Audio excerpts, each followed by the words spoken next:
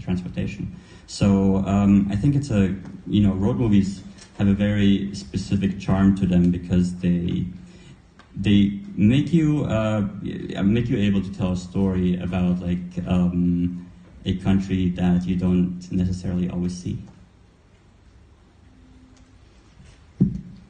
Hello, Mohamed Alal from Algeria. So first, congratulations for the Egyptian cinema. My question, I have two actually questions. One is about your experience. You start with this film and you find yourself in the competition in Cannes. I think it's a very big challenge in the future. So how do you feel about that?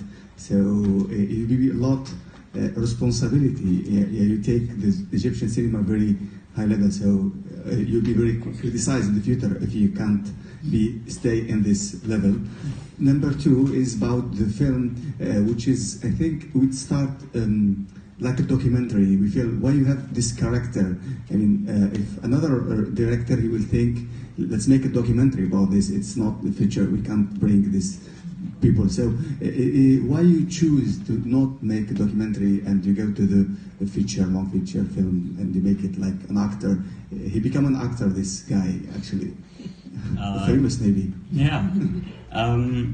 For the first question, I understand the pressure. I mean, I understand that this is Cannes. I am nominated with people that are my masters, that people that I went into cinema because of them.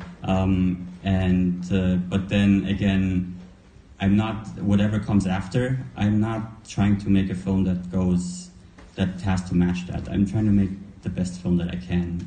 If there's a great story out there, then we make it, and we try to make the best film that exists without thinking, oh, this film has to now be in Cannes again. This film has to now be better than Cannes. I think this is, like Dina said, it's the wrong way to look at it, because then you start making a film for others and forget about what your film really is about. For your second question, sorry, remind me again, what was the...